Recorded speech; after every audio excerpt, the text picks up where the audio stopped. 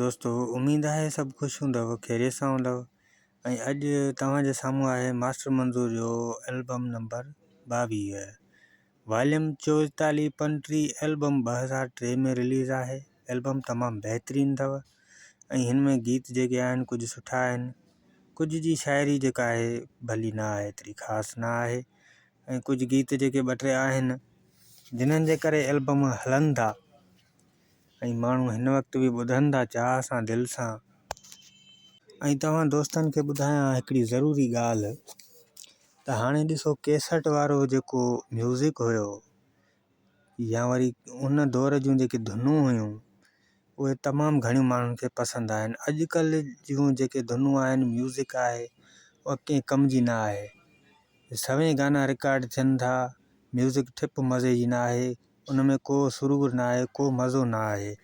तव्हां पाण जेके बि मौसीक़ी सां इश्क रखो था, चाह रखो था, उन में तव्हांखे इहा ख़बर पई हूंदी, ज़ाहिरी ॻाल्हि आहे त कैसेट वारी दुनिया जी धुन ऐं उन जा म्यूज़िक ऐं उन जा साज़ दिलनि में दाख़िल थींदा हुया। ऐं हाणे म्यूज़िक अहिड़ी आहे, गानो हिकिड़ो आहे, म्यूज़िक ॿी आहे।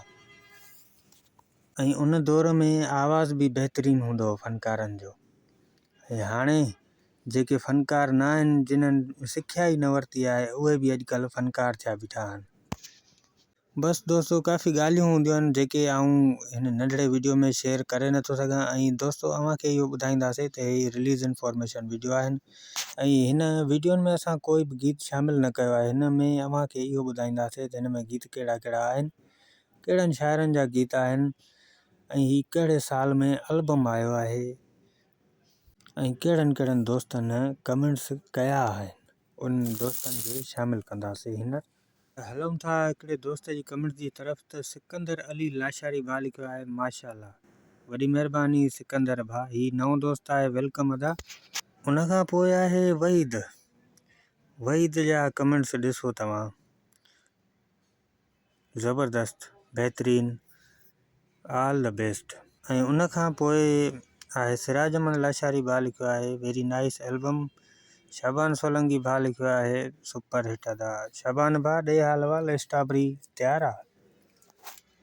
ऐं हाणे हलंदासीं हिन जे एल्बम जी तरफ़ त हिन में गीत कहिड़ा कहिड़ा आहिनि। पहिरियों गीत लिखियो आहे जेको ज़ुल्फ़कार मंगी साहब लिखियो आहे गीत जा बोल तमामु बहितरीनु आहिनि। गीत जा बोल लिखिया अथई, सभिनी जी ईद आहे। उन खां पोइ आहे शौक़त जतोई जो कलाम आहे, खिली खिली दिलि खणी वियो। उन खां पोइ आहे मुमताज़ बुरड़े जी शाइरी आहे। गीत जा बोल लिखिया अथई, अची विया सभु परदेसी। उन खां पोइ आहे अनवर मंगी जी शाइरी आहे। गीत जा बोल लिखिया अथई, तुंहिंजा हर रोज़ नवां नखरा।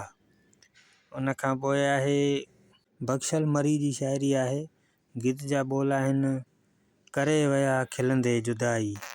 तमामु सुठो गीत, बहितरीनु गीत आहे। उन खां पोइ आहे मेवो ख़ान जी शाइरी आहे, चंड सां भेटायां यार पंहिंजे खे। उन खां पोइ आहे मोहम्मद हुसैन जी शाइरी आहे, मां मौसम खे कीअं फेरायां। उन खां पोइ आहे सिद्दीक़ साहब जी शाइरी आहे, मिठा तोखे ॾिसी। ही तमामु सुठो गीत आहे ऐं मशहूरु गीत आहे।